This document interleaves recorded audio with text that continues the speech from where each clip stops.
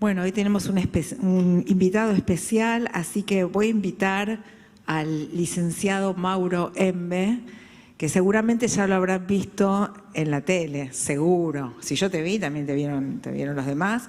Y Shabbat Shalom, bienvenido. ¿Por qué digo en la tele? Porque estuvo en los medios hablando sobre toda la situación en Medio Oriente y gracias por venir a compartir con nosotros una relación, que no sé cómo la vas a hacer, entre qué podemos aprender de la Torá en esta Parashat Korah, o en la Torá en general, con la situación en Medio Oriente. Gracias. Haré lo posible. Bueno, ¿qué tal? Shabbat Shalom a todos. Es realmente un honor estar aquí. Debo decir además que venimos muy seguido, así que ya es nuestra Keilah también, así que es una gran alegría. Bueno, cuando la Rabá Judy me preguntó si podía hacer esto, justamente yo me hice la misma pregunta, ¿cómo conectarlo? ¿No? ¿Cómo poder conectar lo que está pasando en Medio Oriente con la Parashat Korah? Y debo decir que justo tocó esta Parashat, que es una Parashat que me interesó siempre mucho, y no solo a mí, sino que yo cuando estaba estudiando en la universidad tengo un amigo, además alemán, que no yehudí, pero alemán, que es luterano y que conoce muy bien el Antiguo Testamento, por supuesto, y me dice, Mauro, una vez me acuerdo estábamos sentados en el comedor y me dice, Mauro, Coré me decía él, ¿no fue el primer líder democrático? Yo me quedé. Luego, cuando uno ve la historia y dice, bueno, Moshe al fin y al cabo lo que estaba haciendo era defender una teocracia, y lo que pretendía Korah era decir, no, bueno, que el pueblo elija, ¿no? Y cuando el pueblo elige era una democracia, ¿no? El gobierno del pueblo. Y yo me quedé, incluso lo llevé, se lo pregunté a varios rapanim que me decían que sí, que no, que sí, pero no, pero que Moshe era más bueno, pero que la teocracia, pero bueno, la teocracia y la democracia. Y ahí eso fue una discusión que me llevó a pensar y a reflexionar sobre este tema mucho tiempo, ¿no? Digo, no es la primera vez que yo pienso sobre la Parashat Korah y cómo se vincula no solo con Medio Oriente, sino con todo el mundo hoy.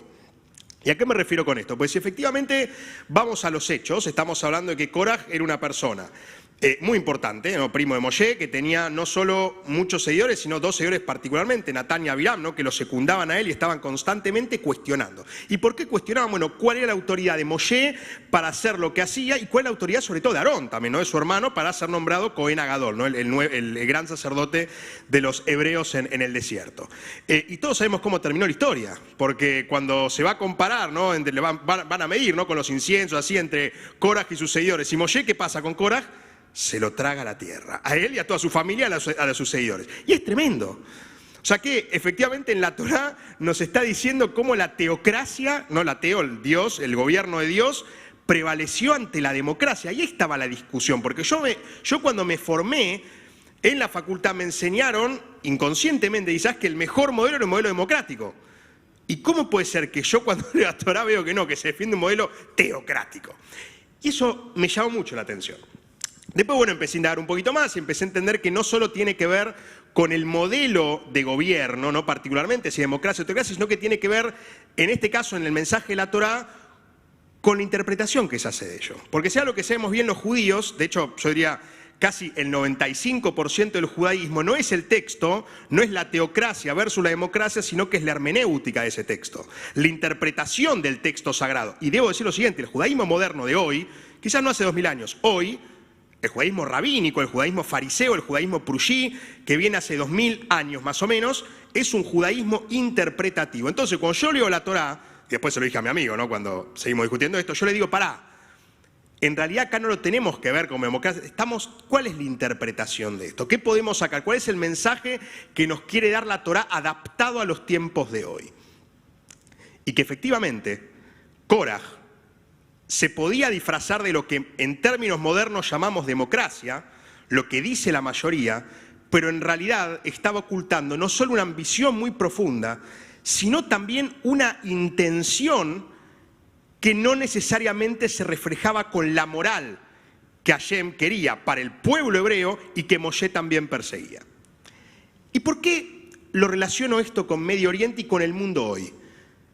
Porque lamentablemente en la política moderna, en Medio Oriente, lo que está pasando con Irán, todos sabemos de los ayatolás, en Medio Oriente y en el mundo lo que abundan son los Koraj y no los Moshe.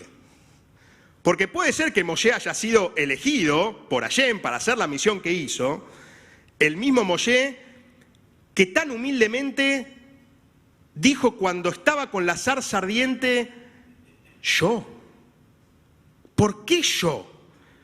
Porque claramente Koraj hubiera dicho, si Koraj hubiese estado en el lugar de Moshe cuando le habló Hashem en la zarza ardiente, ¿qué hubiese dicho? Por supuesto que sí, ¿cómo no voy a liberar a mi pueblo? ¿Cómo no voy a ser yo el líder? Y Moshe humildemente dijo, no, yo no.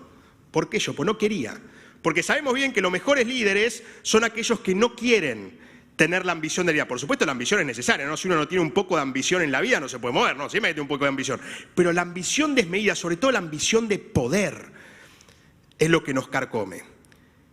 Y lo que pasa en Medio Oriente, lo que pasó con Irán, por ejemplo, en 1979, es que esa ambición de poder lo llevó a entender que el mundo no solo estaba podrido, según la visión de ese Islam lamentablemente radical, sino que la manera de hacerlo era la pretensión de que todos sigan ese modelo, un modelo completamente teocrático a la antigua, y destruyeran los valores de Occidente. Porque debo decir que los famosos valores occidentales que hoy están en la boca de todos, vienen de la Torá. De lo que se suele llamar civilización judeo-cristiana, originalmente de civilización judía, y más específicamente de los 10 mandamientos. Porque esa es la famosa democracia occidental, ese es el Occidente. Y si desde Oriente vemos un modelo que quiere atacar al otro modelo judeo-cristiano, si quiere, el modelo de los 10 mandamientos para destruirlo, porque entiende que eso no debe ser así, porque debe ser un modelo teocrático, cuando lo que vimos con el paso de los siglos y de los milenios es que de esa teocracia entendimos que al menos el mejor de los sistemas que tenemos para que participemos todos, aunque a veces no funciona también, es la democracia, pero no la de Koraj, la democracia liberal. Porque hay una gran diferencia entre lo que dice la mayoría y un sistema en donde se hace lo que dice la mayoría, pero si hay una minoría que es perjudicada, es ese mismo sistema el que debe defenderla. Y más allá de lo que podemos hablar de Medio Oriente y la vinculación con Occidente, me parece, como dije, que hoy lamentablemente abundan los Koraj y no los Moshe, no aquellos que les toca liderar porque pueden hacerlo y lo hacen humildemente, sino aquellos que lo hacen con ambición, y a mí me preocupa, y me preocupa mucho. Y esto lo digo no solo en la discusión Irán sí, Irán no, Irán contra los valores de Occidente, sino que lo digo también dentro de Occidente y también dentro del pueblo judío. Porque lamentablemente, en los distintos gobiernos de Occidente, si ustedes se fijan hoy, lamentablemente la política se convirtió en Koraj versus Koraj.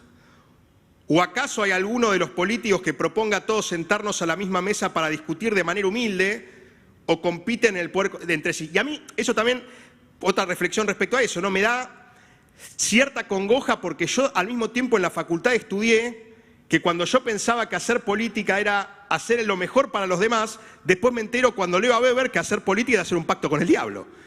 Y después leo a Maquiavelo y escucho que el mal a veces es necesario para hacer política, y me pongo mal. Porque por un lado lo analizo, y eso es lo que yo veo como analista, y por el otro lado como persona me pongo mal, se me estruje el alma. O sea que cuando uno quiere hacer política necesariamente sabe que tiene que hacer más. Bueno, a veces pasa, digo, ¿ustedes creen que a Moshe le gustó ver a Koraj, a su primo, pese a todo lo que pasó, hundirse en la tierra y no verlo nunca más? Para mí no le gustó. Lamentablemente le tocó hacerlo. Ahora, cuando en la modernidad entendemos que las teocracias ya no están más, que Irán es lo vetusto y que nosotros elegimos como humanidad, como civilización, la democracia liberal como sistema, a mí me duele mucho que dentro de esas democracias liberales surjan Koraj que propongan romperla. Y esos Koraj son los que al fin y al cabo hoy piden una teocracia, pero no necesariamente una teocracia fundamentalista basada en la Sharia como se pide en Irán. Una teocracia basada en la persecución del otro, en el diferente, porque si ustedes se fijan bien, para llevar al ámbito de lo que pasó a nosotros, después del 7 de octubre, no solo creció el antisemitismo en el mundo, sino que yo ya estoy escuchando por muchos lugares, el problema del Islam en Europa. ¿Les suena esto? El problema es Islam. Y yo les pregunto a los que me dicen eso, ¿el problema es el Islam o el problema son los radicales? Que en este caso son islámicos. Porque cuando yo veo un radical musulmán y un radical yehudí, me asusta igual. ¿Se entiende lo que estoy diciendo? Cuando yo veo a un radical musulmán que quiere ser un shahid, que quiere ser un mártir, me asusto igual a cuando veo un Baruch Goldstein dentro del pueblo judío que quiere hacer exactamente lo mismo. Y eso es lo que me preocupa. Porque ¿cómo vamos a hablar del problema del Islam en Europa, que aparentemente lo acusan de Korah, cuando los que terminan ganando las elecciones por esa acusación son otros Korah? Otros Korah que dicen lo que dice la mayoría de la civilización occidental, y cristiana y judía en este caso, es estar en contra de esos que no quieren romper. Cuando en realidad los que están rompiendo también esa democracia liberal, que tanto nos costó conseguir, son los que dicen defenderla, son esos Korah. Y pasa en Europa, pasa en Argentina, pasa en América Latina, y vamos al caso de Israel. Vamos al caso del pueblo judío. Yo hoy me cansé de ver en la política israelí y en general en el pueblo judío, gente que dice, no, esto sí, pero esto no. Esto es el judaísmo, esto no es el judaísmo. Estoy harto. ¿Acaso no aprendemos nada de la Torá? ¿Qué queremos ser todos? O sea, todos lo tenemos a Korah como ejemplo. Tenemos un cuadrito de Korah ahí diciendo cuál es nuestro modelo a seguir, porque muchos dicen, no, si la mayoría del judaísmo dice que es esto la verdad. Lo otro no es judaísmo. Cuando el judaísmo lo que entendió después de 2000 años de exilio y ahora con una Medinat, es que lo defiende y lo que lo caracteriza no es la uniformidad digamos, la uniformidad y aquello inamovible, sino el pluralismo. Porque lo que nos llevó a decir que hoy el judaísmo no es solo una religión, sino que es un pueblo, y dentro de ese pueblo conviven un montón de posturas, que lo estamos perdiendo, y lamentablemente lo estamos perdiendo y muy rápido. Porque ¿qué pasa? Vuelvo a decir, hoy los que no son Korah no ganan elecciones. Hoy los políticos que no son Korah, acá en Israel, en el mundo, en Medio Oriente, en Irán, en todos lados, los que no son Korah no ganan elecciones. Y lamentablemente, ¿qué nos tenemos que sentar a llorar? Se pueden hacer otras cosas. Yo creo que hoy en día el cambio tiene que venir de la sociedad civil, en este caso puede ser la sociedad civil judía, puede ser la sociedad civil en general, que esa oportunidad de decir basta de tantos Korah, de entender que la democracia liberal es lo más sagrado que tenemos, que la voluntad de la mayoría y la protección de la minoría es lo que nos caracteriza, y de hecho la única democracia liberal en Medio Oriente, ¿saben cuál es? Israel. Yo no estoy dispuesto a que ni Israel ni el resto de lo que pretende ser llamado Occidente sea gobernado por Korah. No estoy dispuesto. Me hace mal. O sea, tanto trabajo, tanto siglo de entender que la interpretación no es la literalidad del texto, sino la interpretación de lo que aprendimos para transformarlo de nuevo cuando hay lo que se pretende que es una amenaza, cuando en realidad hay que entenderla de manera distinta. Digo, imagínense, por ejemplo, en Europa, un chico, un Yeled, un chico musulmán que nació en Francia, que ve cómo en su escuela lo tratan de terrorista. Y no es terrorista el pibe, su familia quiere adaptarse a la sociedad francesa y demás. Ese chico seguramente sea terrorista. Y lo peor es que los Korah que ganan elecciones le dicen al otro, ese es un terrorista. Y así no salimos más, ¿eh? Esto termina en una carnicería. ¿Qué es lo que podemos hacer nosotros desde acá? Aprovechando la Parashat Korah, Medio Oriente, democracia, creo que mezclé absolutamente todo. Pensemos un poco.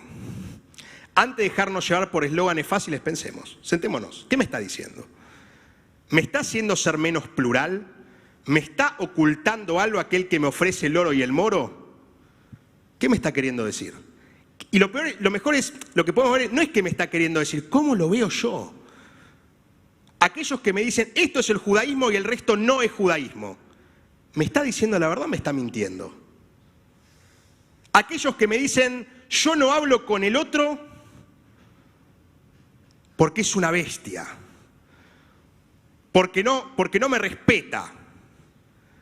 ¿Yo no voy a tender la mano por eso? Así no vamos a dormir todos separados, ¿eh? Porque ¿saben qué le pasa a los que terminan siendo Korah? Se quedan solos. Pueden tener todo el poder del mundo, pero los Korah en algún momento de su vida pueden tener todo el poder político que quieran, pero después en su vida personal y en su vida cuando hace el balance, justo antes vieron que dice que uno pasa en toda la foto, ¿no? Toda la vida de uno antes de morir. Bueno, quizás está solo. Yo no quiero ser Korah, no sé ustedes. Aprendamos que ser Korah lamentablemente es muy común, al menos no es lo que yo pretendo, lo que quiero para mí, lo que quiero para el judaísmo que yo entiendo lo que es, lo que quiero, no es lo que quiero para Occidente, no es lo que quiero para nosotros, que somos parte de esa sociedad. Quiero que entendamos, quiero que aprendamos, quiero que entendamos que el mundo es mucho más saber de lo que creemos y que si no entendemos que de esto salimos todos juntos, no vamos a salir nunca más adelante. Shabbat Shalom.